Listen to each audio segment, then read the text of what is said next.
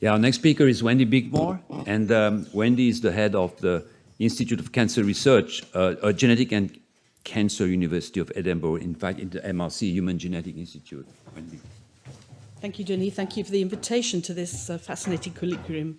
Wonderful to talk about enhancers with you for a whole day. We are remarkable animals, not because of the number of genes we have in our genome, which is not much more than a fruit fly, but because of the way we can use those genes. We can control their expression exquisitely in time and place, as Guillaume has very nicely introduced to you.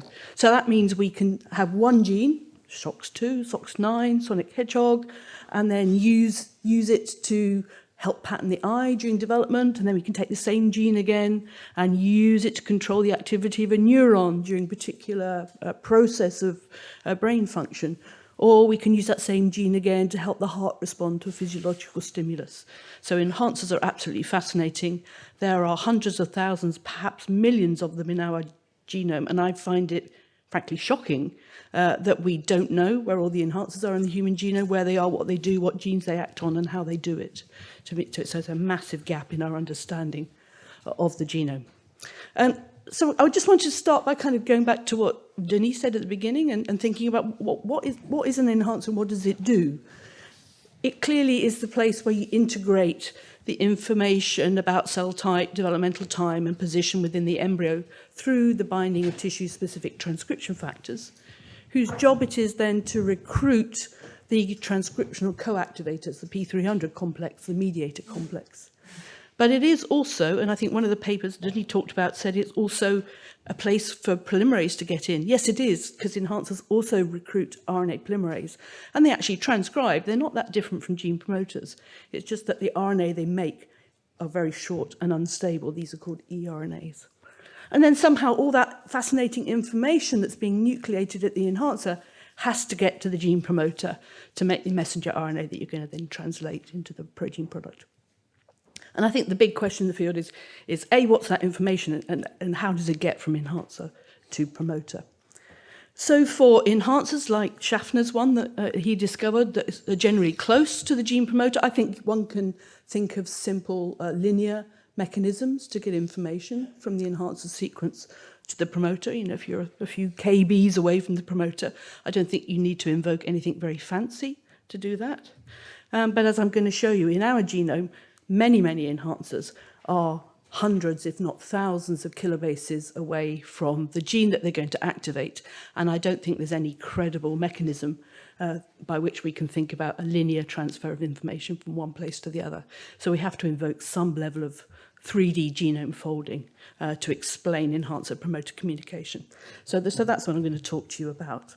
And I'm going to start by illustrating what we know about very long-range gene regulation from the point of view of human genetics. I think we forget that the human is a very powerful model organism, and because we're so acutely aware of our phenotypes, we're able to really explore new mechanisms of disease very thoroughly.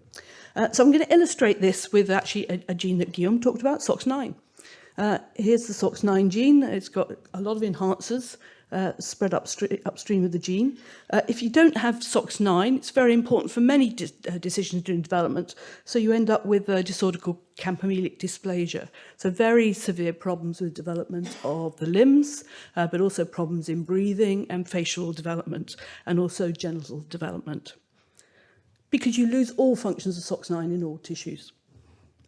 However, if you delete one of the enhancers of SOX9, you end up with a very distinct and separate phenotype, different from campomelic dysplasia, because the only function of SOX9 that's disrupted in this disorder called Pierre-Robin sequence is the role of the SOX9 gene in development of the lower face, so that you have a very low, small jaw and problems in the positioning of the tongue. Now, this deletion that causes Pierre-Robin sequence takes out a craniofacial enhancer for SOX9 that's 1.45 million bases away from the SOX9 gene. So this is clearly the enhancer for this gene. The genetics tells us that very clearly. This is just a remarkable genomic distance to separate an enhancer from a gene. Other structural abnormalities in chromosomes can produce the same effect. So here, a translocation 1 million base pairs upstream of SOX9 that takes that craniofacial enhancer for SOX9 off and sends it onto a different chromosome, and that breaks the effective communication between the enhancer and the protein. You can see other examples there where deletions and translocations, there's also inversions and duplications, which mess up long-range enhancer promoter communication in human, often over very large distances. But you can also have single nucleotide changes in enhancers that produce very severe human disease that we call enhanceropathies, because these are the binding sites for the tissue transcription factor transcription factors. So if you change a nucleotide, you have the potential to abrogate or change the transcription factors that bind. And here I've just given you some examples of that. So of course you can have loss of function. You mutate a base, the key transcription factor can no longer bind it. An example there from one of my favorite genes, sonic hedgehog. There's a forebrain enhancer for sonic hedgehog, 460 kilobases away from the gene. A single nucleotide change in that enhancer stops the key 6-3 transcription factor binding, and you therefore fail to activate sonic hedgehog in the correct part of the forebrain, ending up with holoprosencephaly, which is a really severe midline brain defect. But you can also have more complex mechanisms. Here an example from aniridia, which is autoregulatory. A single nucleotide change in an enhancer, an I enhancer 150 kilobase downstream of PAX6, changes the binding site for the product of the gene it regulates, PAX6. So this is an example of one of Guillaume's maintenance enhancers. In this situation, PAX6 expression initiates in the eye but cannot be maintained. So you end up with an eye malformation called aniridia. And then you can also have gain-of-function mutations, where single nucleotide changes recruit additional or ectopic transcription factors. And I'll show you an example of this now. I'm going to show you an example from the famous limb enhancer for sonic hedgehog. The enhancer is called ZRS. So this is the regulatory landscape for sonic hedgehog. I think we've got about 20 known enhancers so far, which have been defined using either reporters or mouse or human genetics, scattered over 1 million base pairs of the human or mouse genome. Some of the enhancers are in the intron of sonic hedgehog itself. Some are scattered over a large intergenic desert, gene desert upstream of sonic hedgehog, but some are stuck in the introns of housekeeping genes, several genes away from sonic hedgehog. I think if any of us were to sit down and design a human genome from scratch, we probably wouldn't come up with a design that looks like this. But evolution cobbled this together, and it clearly works very well. So this ZRS enhancer over there, 1 million base pairs away, stuck inside the intron of a housekeeping gene called LMBR1, which has got nothing to do with the limb whatsoever, is nevertheless able to regulate expression of sonic hedgehog exquisitely in time and place. So the job of this enhancer here is to drive sonic hedgehog expression during limb development in the distal posterior margin of the mesenchyme, just over the underlying the ectoderm, which is a source of FGF signaling in limb development. So this enhancer is integrating all kinds of complex signaling information in the developing limb to give you that normal expression. And that dictates how many digits you will have and what identity they will have, you know, your little finger or your thumb, for example. And yet single nucleotide, so that must be a remarkable element to do that, but yet single nucleotide changes in it in different places within this element produce the same phenotype in humans, mice, cats and chickens of preaxial polydactyly. And what happens in preaxial polydactyly is the enhancer becomes too good. The domain of expression on the posterior distal side of the limb expands, and you now get this little ectopic patch of expression on the anterior side. So this produces sonic signaling on the wrong side of the limb, and strong signaling, you end up with too many digits, and your thumb gets confused and thinks it's a finger. And what happens in all these cases is you introduce an extra binding site for an X family transcription factor. This enhancer is already full of X family transcription factor binding sites, but adding extra ones makes the enhancers a little bit too good. So these enhancers have to be really finely balanced to act correctly. And yet, how do they do that over these ridiculously long genomic distances?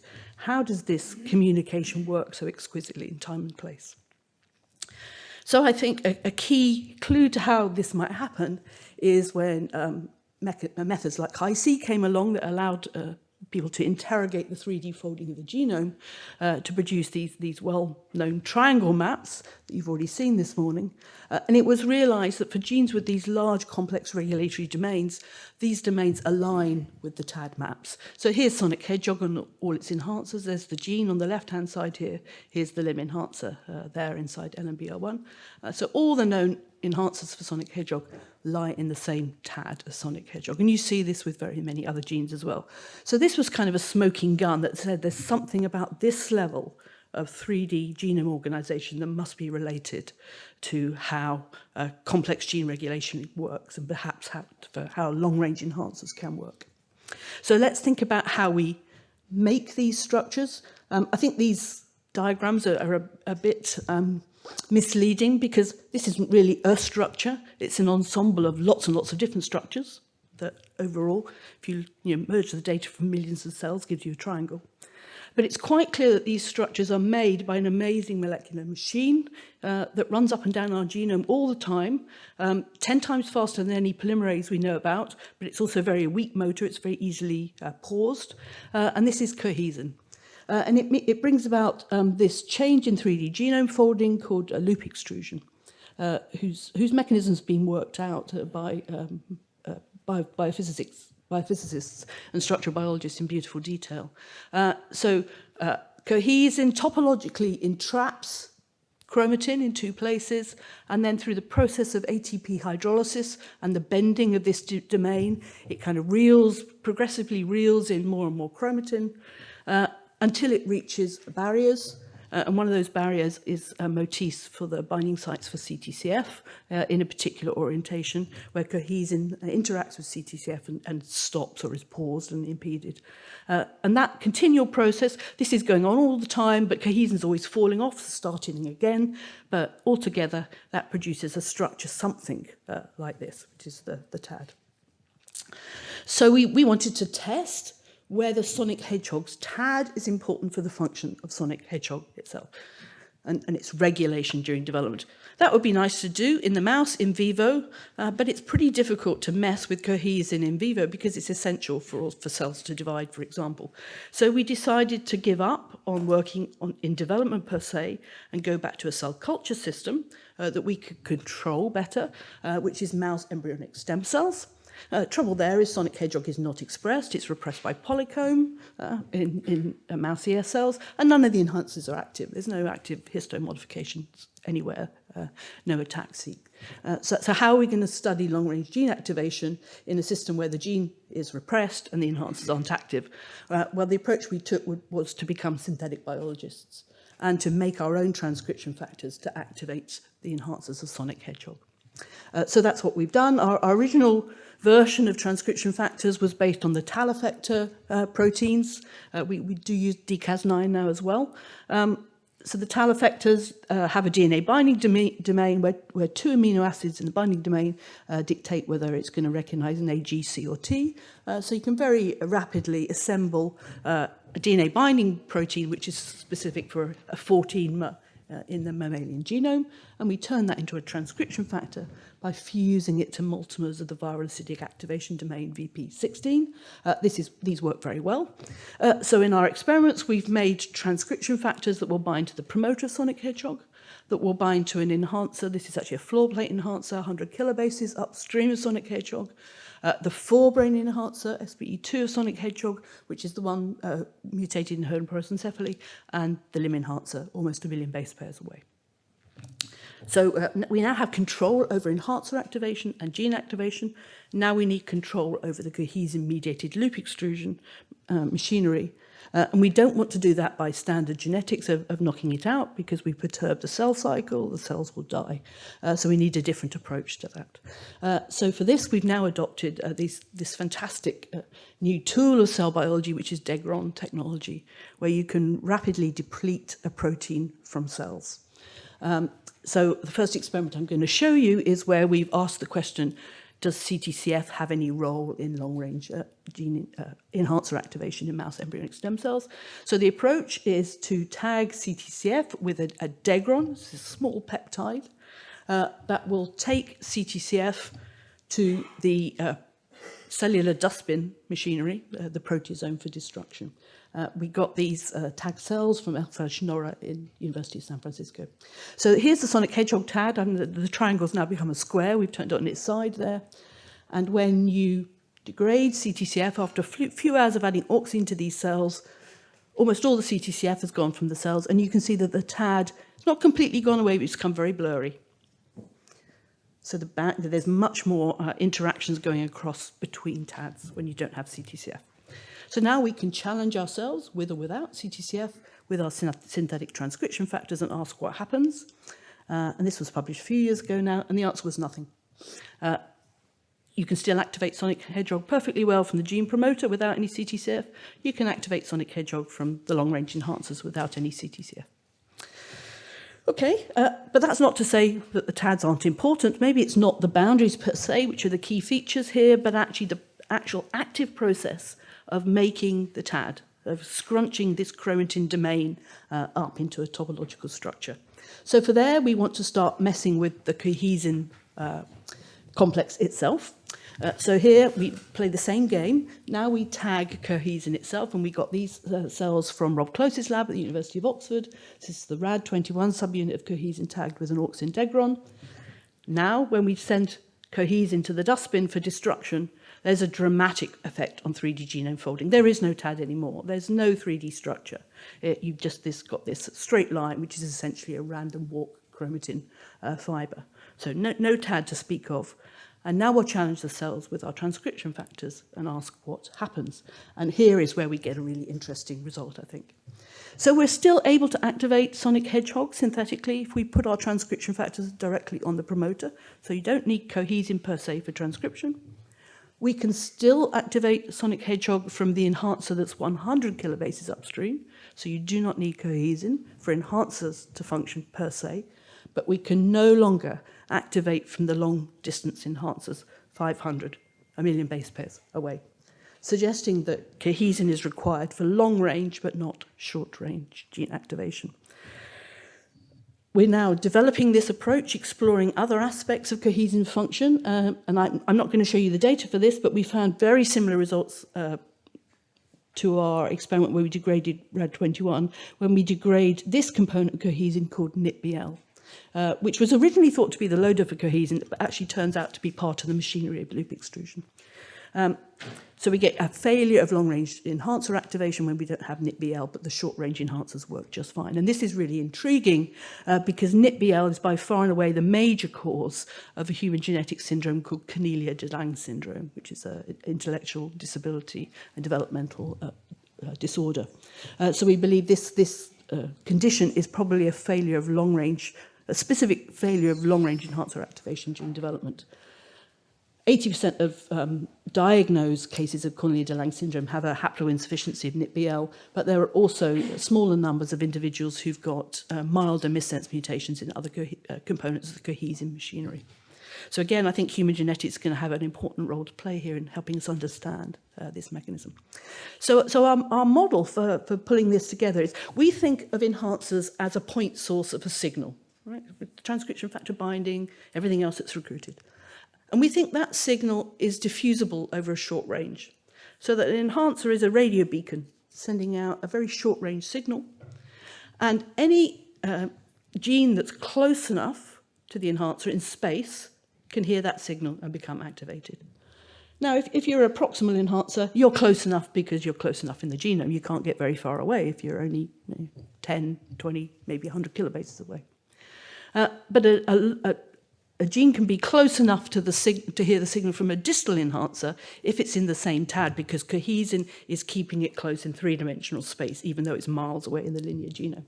So when you deplete cohesin, a gene is still close enough to the proximal enhancer to hear the signal because of the linear genome separation being relatively small. But when, for the distal enhancer, the gene is now too far away to be within its sphere of influence. Because of this, we think, decompaction of the TAD. And in fact, we can see that happening by DNA fish. So what I've done here is label the sonic hedgehog TAD in 3 places, the left-hand side, the right-hand side, and the middle. And this is in the cells before we add the AUX in to degrade the cohesin. You can see, even though this is a megabase of the mouse genome, everything is really tight and kept tight together in space. When you degrade cohesin, there's a massive expansion of this whole domain. The distances between all the elements become larger. So now I want to turn to another aspect of what TADs might be doing, and that goes back to what are the edges of the TADs for? What are the boundaries for? So it looks like the TAD is important to allow long-range enhancers to reach their target genes within the same TAD, but perhaps the boundaries are there also to stop enhancers here, for example, acting on nearby genes in the linear genome, but in an adjacent TAD, so to stop ectopic enhancer activation. And in many cases, that seems to be the case. And there's many deletions in human and in the mouse where you get ectopic enhancer action when you mess with TAD boundaries. But is that always true? And we went back to look at some old data of ours which questions that idea. So this is the pattern of sonic hedgehog in the developing limb bud I've already told you about. This is being driven by the ZRS enhancer here. So that's that distal posterior patch of sonic hedgehog expression. And I can't remember why we did this, but we happened to do some in situs for this gene here, MNX1. MNX1 stands for motor neuron homeobox. This is a gene that's mainly expressed in the developing neural tube to help pattern the motor neurons. If you knock this gene out, you have a major defect in motor neuron development, absolutely no defect in limb development whatsoever. And yet we saw a shadow of what looked like MNX1 expression in exactly the place where you would expect sonic hedgehog to be active, suggesting this is MNX1 expression being activated by the limb enhancer. And so we went and quantified this in tissue sections of the mouse. So in the floor plate, there's the floor plate there, of the mouse, we see, of course, lots of sonic hedgehog expression driven by its proximal enhancers, no sign of any MNX1 expression at all. In the premotor neurons, where MNX1 expression is driven by its own enhancer, which is very, very close, 10 kb away from the promoter. Lots of MNX1 expression, no sign of any sonic hedgehog expression. But in the limb bud, in the zone of polarizing activity where sonic is active, of course, we have sonic hedgehog expression, but we could also clearly see alleles of MNX1 which were active. Moreover, when we made a deletion of 35 kilobases, which takes out this TAD boundary, little effect on expression of sonic hedgehog in the limb, but a massive upregulation of MNX1 in the limb, providing further evidence. This is indeed ectopic activation of MNX1 by the limb enhancer across the TAD boundary. And we could reproduce this with our synthetic system. So here we're activating ZRS in mouse embryonic stem cells synthetically.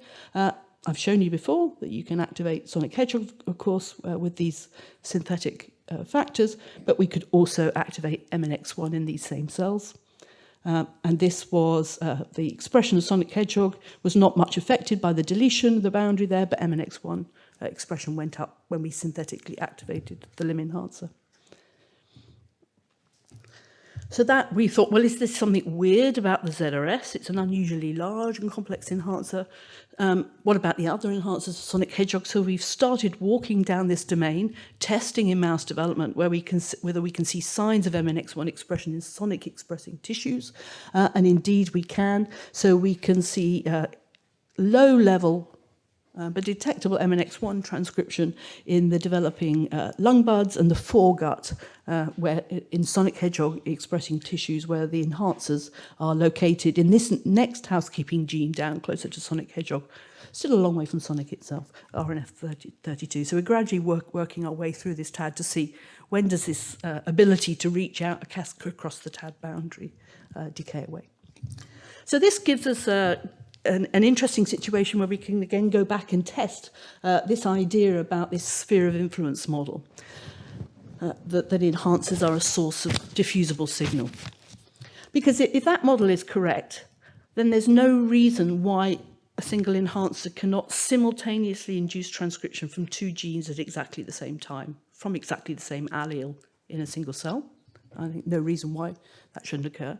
Whereas if you go back to some of the older textbook models of how enhancers work, which is kind of looping model where the enhancer loops around and touches a gene, then you should have mutually exclusive expression. You should either loop to Sonic Hedgehog and express it, or you should loop to MNX1 and express it, and you might flip between the two, but it shouldn't occur at the same time.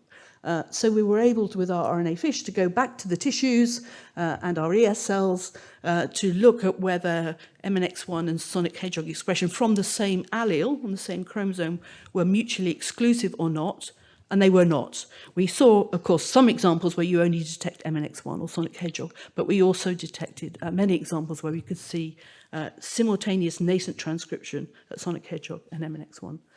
So I think that is much more consistent with this model than the looping model.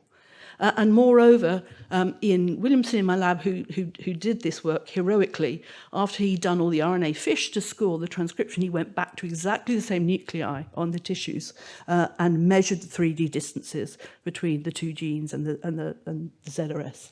And quite remarkably, we found that in the situation where we can see transcription at MNX1, either by itself or with Sonic Hedgehog, that occurred when all the distances were really short, when all the regions was really close together, again, consistent with this model. So MNX1 might be in the adjacent TAD, but it's only 150 kilobases away from the limb enhancer, so it's always going to be pretty close. So I think it's quite conceivable that MNX1 kind of accidentally finds itself able to be activated by the ZRS at some frequency. It has no effect on biology, it's a bystander. I think as long as it's not detrimental to development, it's tolerated. So what is the mechanism of this communication again? Does it depend, like these mechanisms, on cohesin? So we were able to do the same thing with our auxin degron cells. Degrading CTCF changed nothing. We're still able to see MNX1 activation when you don't have any CTCF there, but it doesn't go up when you take CTCF away and blur that boundary.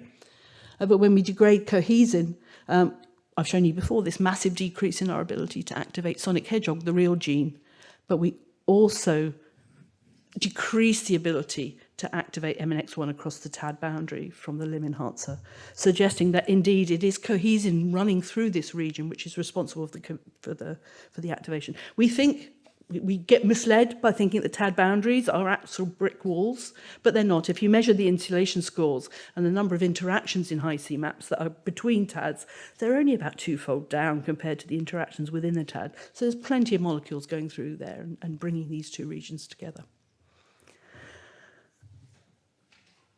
So I think our proximity model explains how you can activate two genes at once from the same enhancer. So ZRS can activate Sonic Hedgehog because cohesin's keeping it close in space. It can activate MNX1 because mainly it's not very far away in the genome.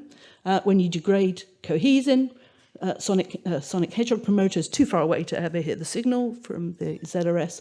But the MNX1 gene, because it's genomically not that far away, it loses some of its ability to be activated, but it still can be activated.